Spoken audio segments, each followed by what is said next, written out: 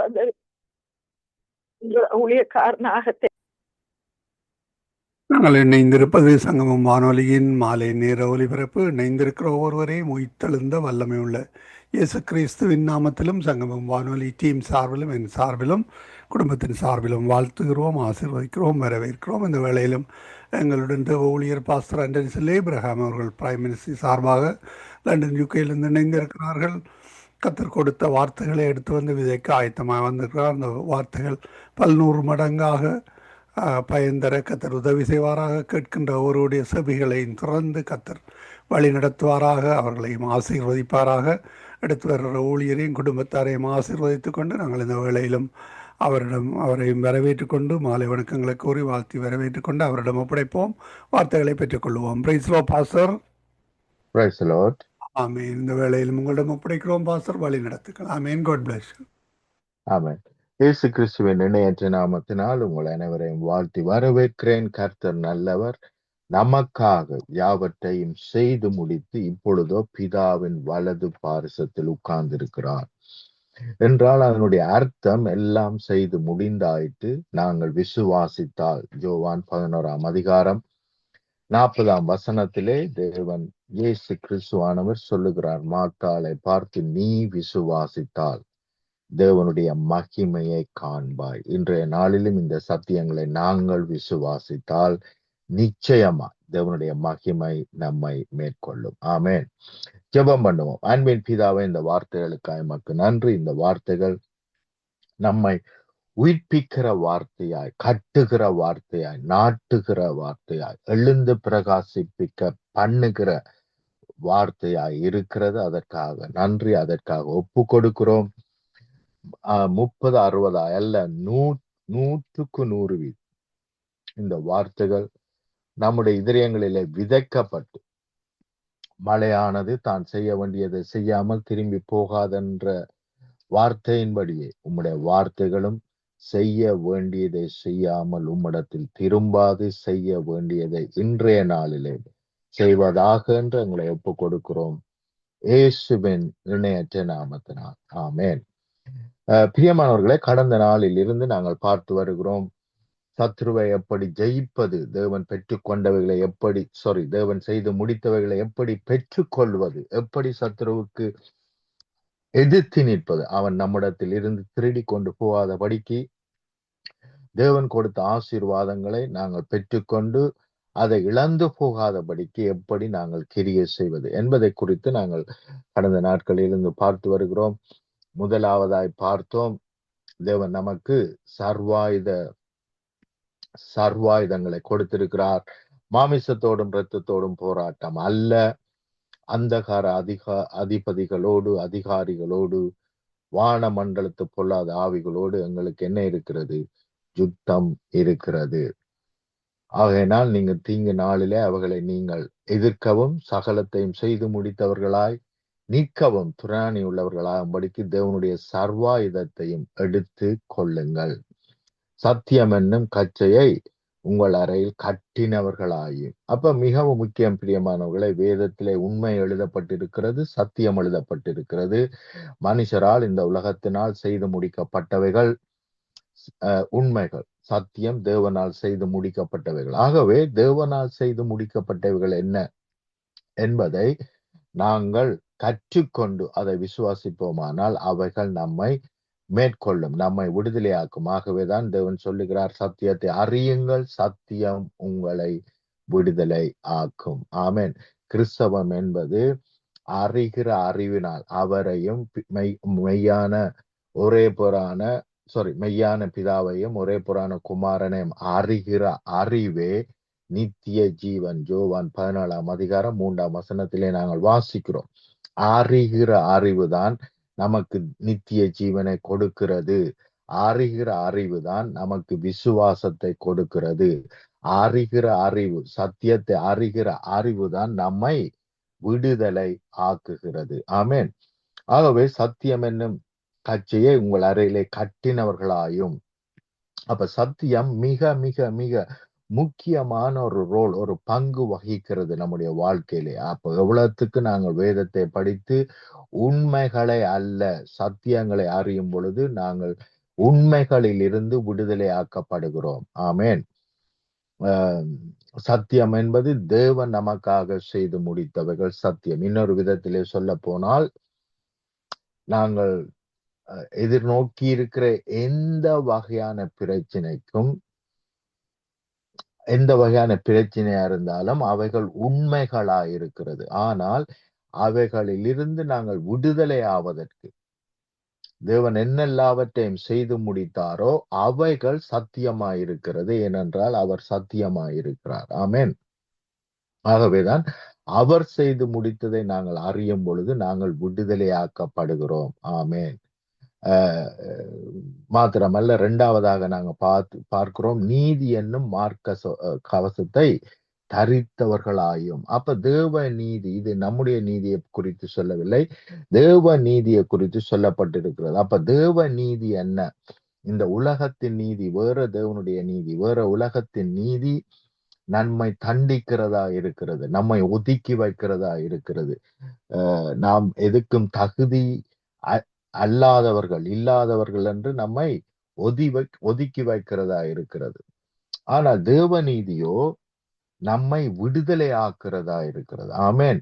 தேவ நீதியோ நம்முடைய பாவங்களை ஏற்றுக்கொண்டு, நம்முடைய தரித்திரங்களை ஏற்றுக்கொண்டு, நம்முடைய சாபங்களை ஏற்றுக்கொண்டு அவருடைய மகிமையை, அவருடைய ஐஸ்வர்யத்தை, அவருடைய ஆசீர்வாதங்களை, அவருடைய சுகத்தை, அவருடைய சமாதானத்தை நமக்கு இலவசமாக இனாமாக கொடுப்பதுதான் தேவ நீதி என்று சொல்லி பார்த்தோம். நம்முடைய பாவங்களை அவர் சுமந்து, நம்முடைய துக்கங்களை சுமந்து, நம்முடைய அவமானங்களை சுமந்து, நம்முடைய சாபங்களை சுமந்து, இவை எல்லாவற்றிலும் இருந்து விடுதலை ஆக்கினது மாத்திரமல்ல, அவரோடு கூட நம்மை உன்னதங்களிலே உட்கார பண்ணி இருப்பது தேவ நீதி என்று கடந்த நாட்களிலே பார்த்தோம். தொடர்ந்தும் நாங்கள் பார்க்க போகிறோம். இன்றைய நாளிலே எடுப்போம், வாசிப்போம். மத்தேயு 7ஆம் அதிகாரம் 7ஆம் வசனத்திலிருந்து 11ஆம் வசனம் வரைக்கும் நான் வாசிக்கிறேன். கேளுங்கள், அப்பொழுது உங்களுக்கு கொடுக்கப்படும். தேடுங்கள், அப்பொழுது கண்டடைவீர்கள். தட்டுங்கள், அப்பொழுது உங்களுக்கு திறக்கப்படும். ஏனென்றால், இதுதான் முக்கியம், ஏனென்றால் கேட்கிற எவனும், அப்ப இங்கே பாருங்கள், கேட்கிற பரிசுத்தவான்கள் என்று இங்கே எழுதப்படவில்லை. கேட்கிற எவனும் பெற்றுக் கொள்ளுகிறான்.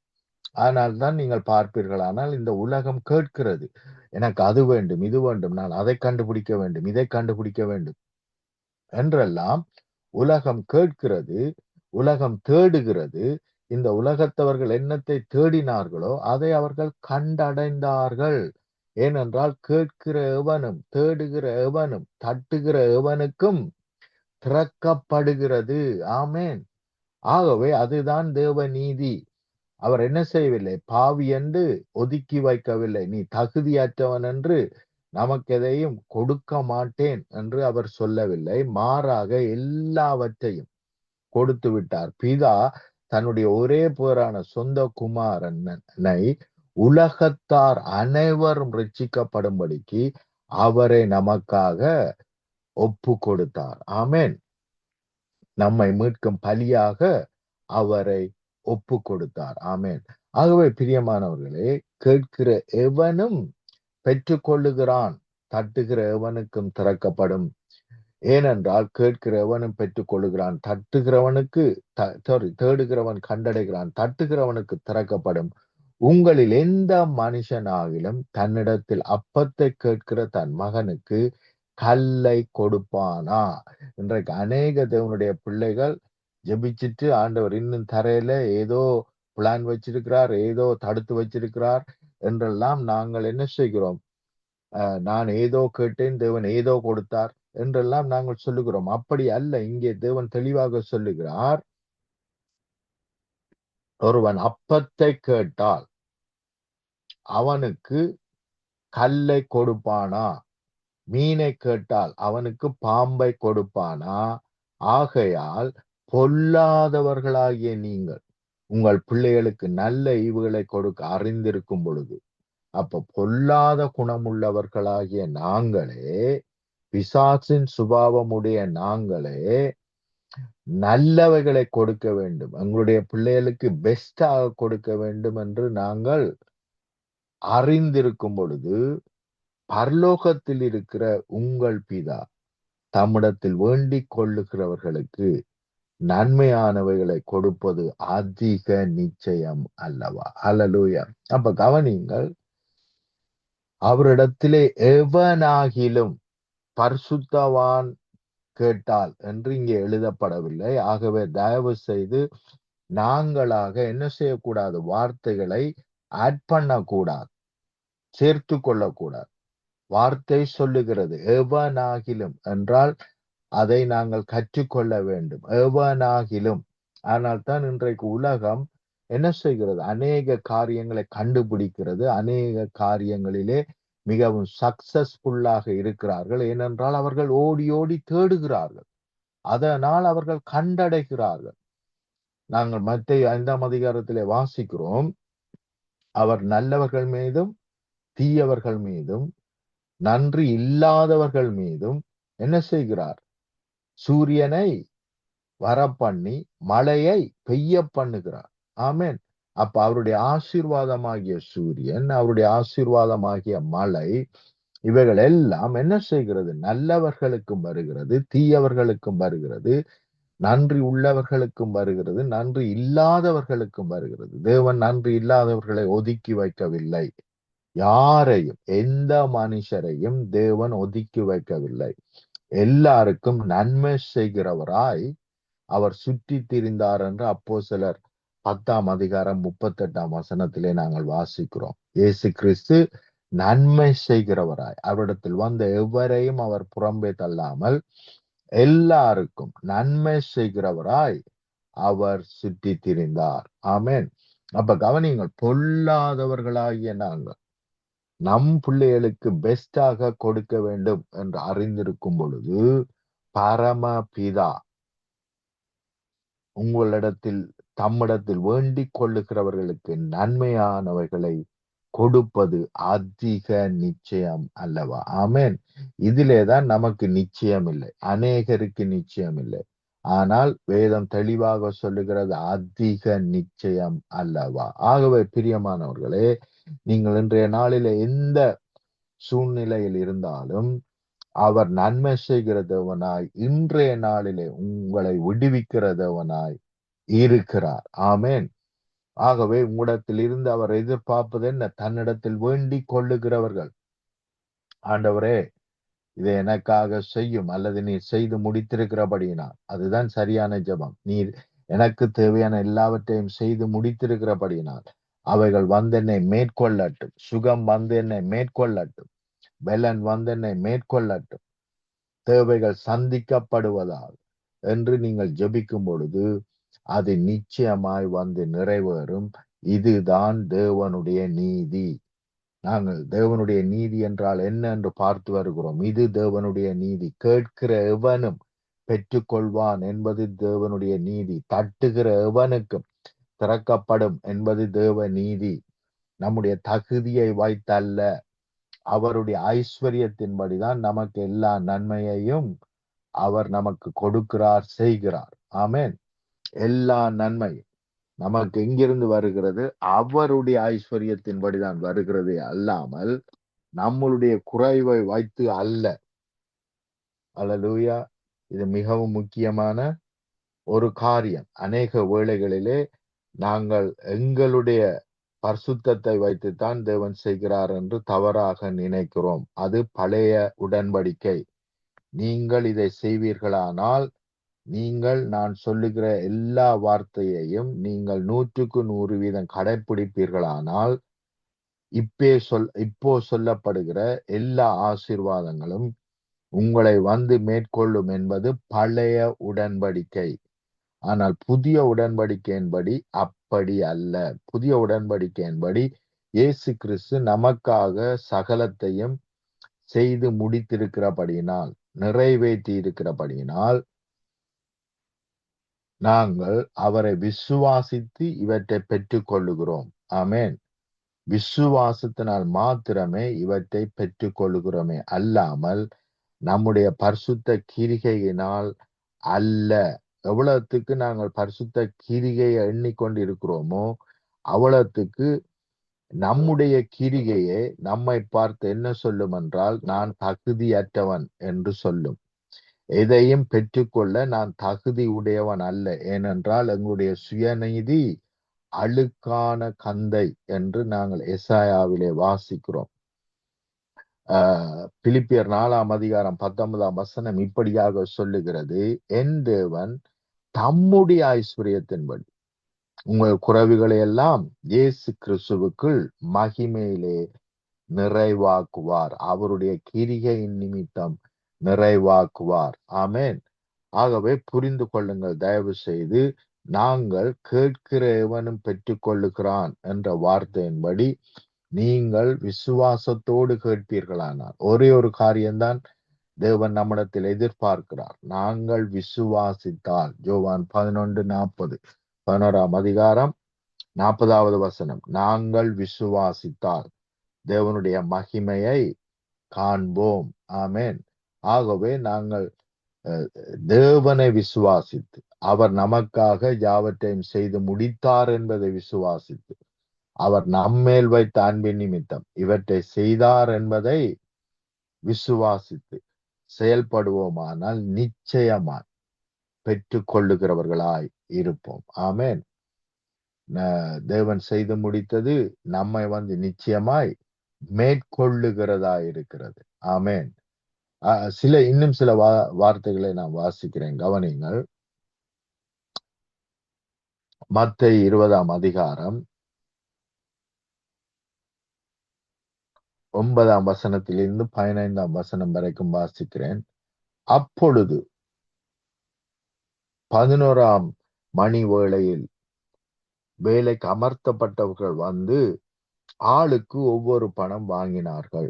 என்றால் இவர்கள் 1 மணி நேரம் தான் வேலை செய்திருக்கிறார்கள், ஆனால் 1 பணம் வாங்கினார்கள். முந்தி அமர்த்தப்பட்டவர்கள் தங்களுக்கு அதிக கூலி கிடைக்கும் என்று எண்ணினார்கள்.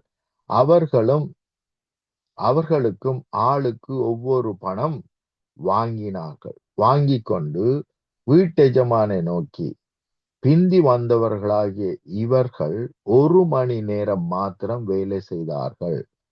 பகலில் கஷ்டத்தையும் வெயிலின் உஷ்டத்தையும் சகித்த எங்களுக்கு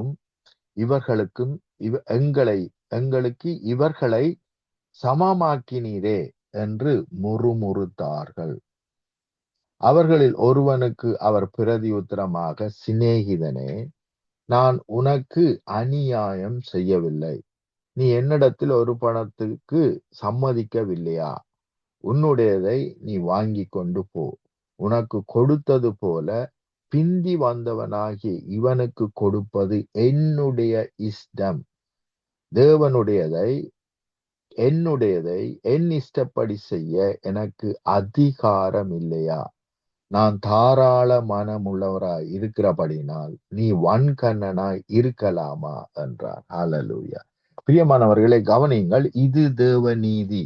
அநேக வேளைகளிலே நாங்கள் என்ன நினைக்கிறோம் என்றால், நாங்கள் கிரியை செய்தபடியினால், நாங்கள் இப்படியெல்லாம் செய்தபடியினால் நாங்கள் 1000 மடங்கு ஆசீர்வதிக்கப்பட்டிருக்க வேண்டும் என்று நாங்கள் நினைக்கிறோம்.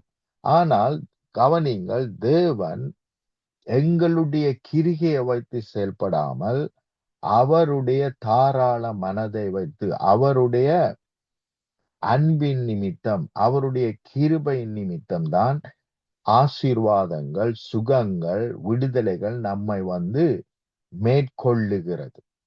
ஆமென். அநேக வேளைகளிலே நாங்கள் மற்றவர்களை கம்பேர் பண்ணி பார்த்து, நாங்கள் எவ்வளவோ செய்கிறோம், எங்களுக்கு அதிகமாய் நாங்கள் ஆசீர்வதிக்கப்படவில்லை, ஆனால் இப்பொழுது வருகிறவர்கள் ஆசீர்வதிக்கப்பட்டிருக்கிறார்கள், ஏன் தேவன் இப்படி செய்கிறார் என்று தேவன் மேல் மனம் நோகிறவர்களும் இருக்கிறார்கள். ஆனால் தேவன் என்ன சொல்லுகிறார் என்றால், நான் தாராள மனதுள்ள தேவன். நான் அவர்களுடைய தேவையின்படியே ஆசீர்வதிக்கிறேனே அல்லாமல், அவர் நம்முடைய தேவைகளை வைத்து,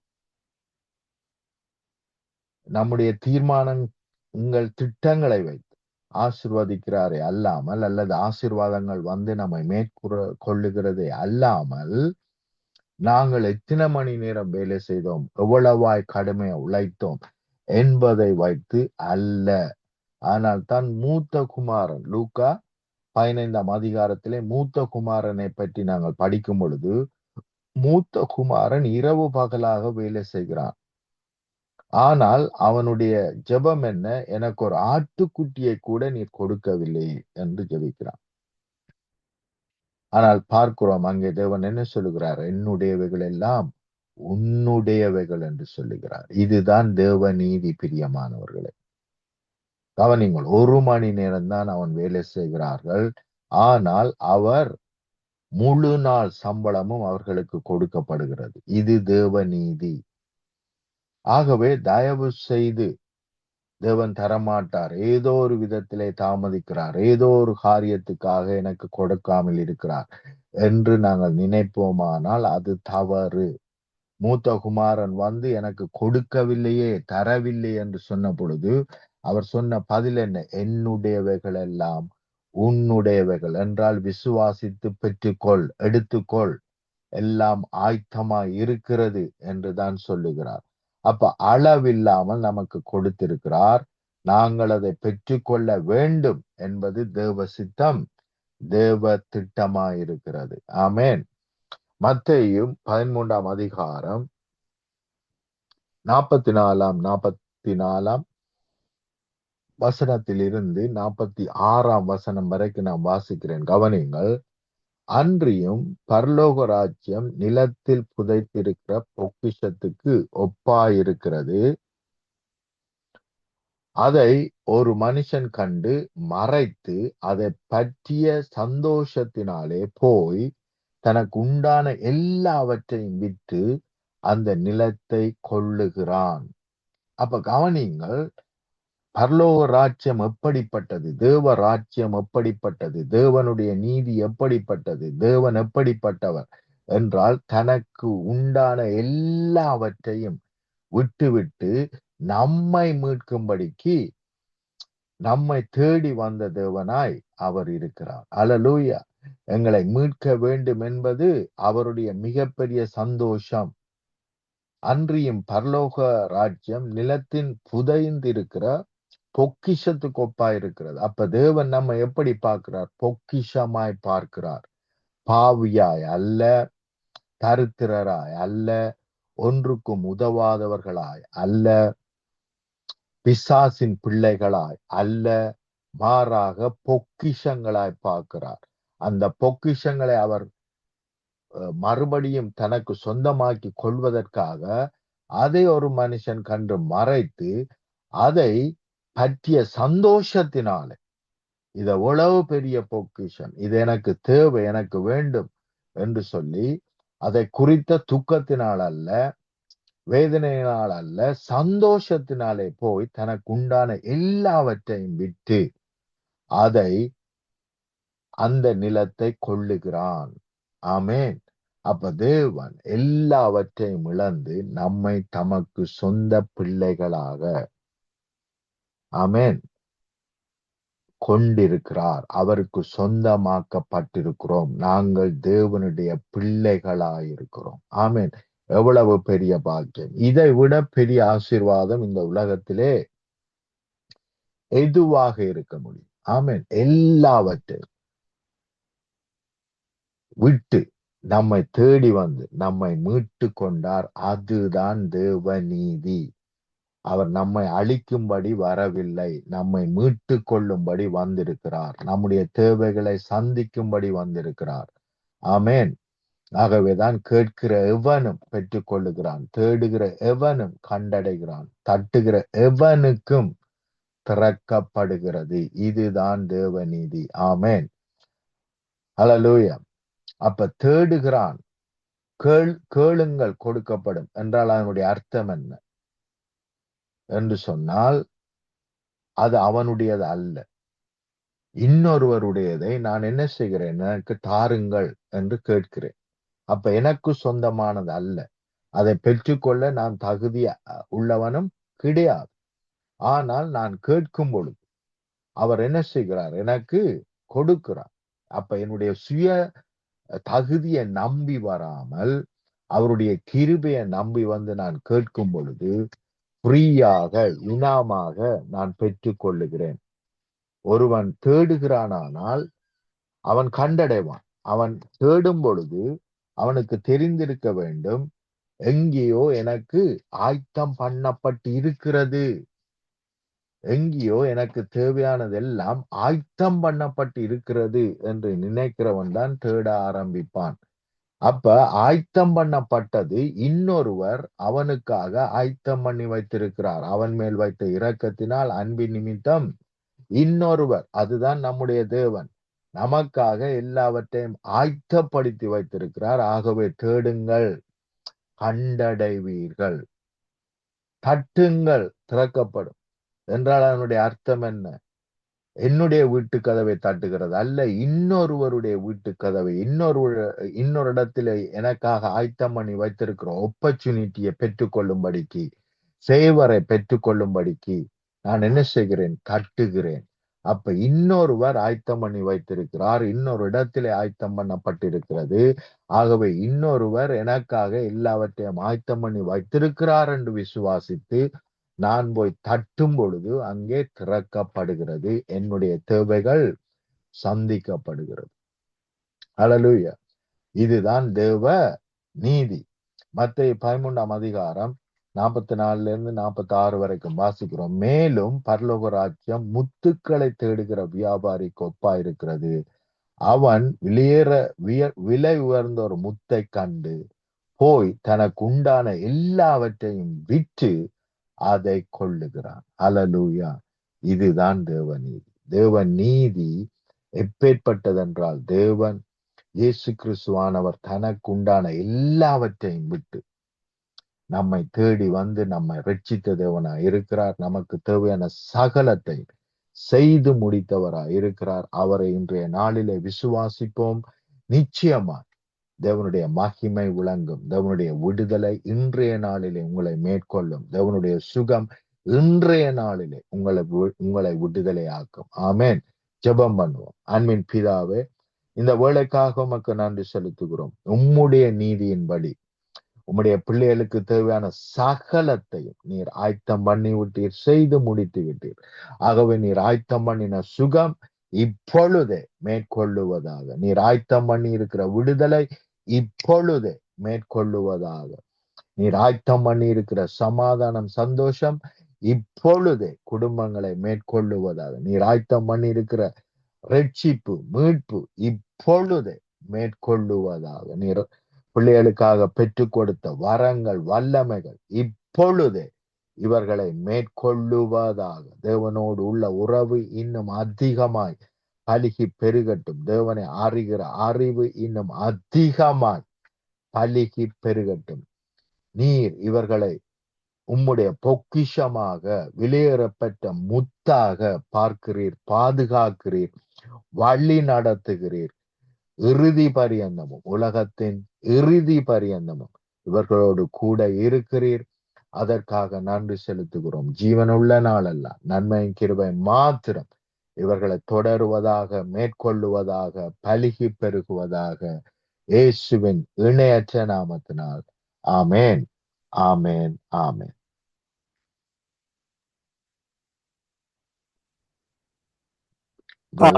ஆமீன். கர்த்தருடைய வார்த்தைகளை எடுத்து வந்து விதைத்திருக்கிறீர்கள். கர்த்தர் தாமே உங்களுடனும் கூட இந்த வழி நடத்துவாராக. கர்த்தருடைய கரத்திலே உங்களை ஒப்புவிக்கிறோம். அதே வேளையிலே வாரத்தின் முதல் நாளிலே பிரசங்க விடத்தில் நிற்கின்ற பொழுதும், சபையிலே காணப்படுகின்ற பொழுதும், கர்த்தருடைய வார்த்தைகள் புறப்பட்டு செல்கின்ற பொழுதும் கர்த்தர் தாமே இந்த வார்த்தைகளுக்கூடாக அவருடன் பேசுவாராக, வழி நடத்துவாராக. கர்த்தருடைய கரத்திலே ஒப்புவிக்கிறோம். கர்த்தர் தாமே வழி நடத்துவாராக. ஆமேன், ஆமேன். கர்த்தருடைய கரத்திலே உங்களை ஒப்புவிக்கிறோம். திரும்பமாக நாங்கள் திங்கட்கிழமை சந்திப்போம் பாஸ்டர். அதுவரை இந்த சமாதானத்துக்கு கூறுகிறோம், வாழ்த்துகிறோம், ஆசீர்வதிக்கிறோம். ஆமேன். God bless you. ஆமேன், ஆமேன். அருமையானவர்களை, இதுவரை நேரம் எங்களுடன் தேவ ஊழியர் சுவிசேஷகர் எட்வின் வானரோ அமீன் நிற்க வேண்டும். எங்களுடன் தேவ ஊழியர் பாஸ்டர் ஆண்டனி செல்லி இப்ராஹிம் அவர்கள் பிரைம் மினிஸ்டர் சார்பாக லண்டன் யூகேயிலிருந்து இணைந்து கர்த்தருடைய வார்த்தைகளை விதைத்திருக்கிறார். கர்த்தர் தாமே அவருடனும் கூட வழி நடத்துவாராக. ஆமேன். கர்த்தர் நமக்காக செய்து முடித்த ஆசீர்வாதங்களை பெற தடையாக இருப்பவை யாவை என்ற தலைப்பின் கீழே எடுத்து வந்தார். நாங்கள் கர்த்தரை இயேசுவை விசுவாசிக்கும் பொழுது அவை யாவற்றையும் பெற்றுக்கொள்கிறோம். ஆமேன். நன்றிகளையும் வாழ்த்துக்களையும் கூறுவோம். இந்த வார்த்தைக்கு தலைப்புக்காக நன்றி செலுத்தி கொண்டு இந்த வேளையிலும் நன்றிகளையும் வாழ்த்துக்களையும் கூறி விடைபெறுகிறோம். Pastor, God bless you. ஆமேன். ஆமேன்.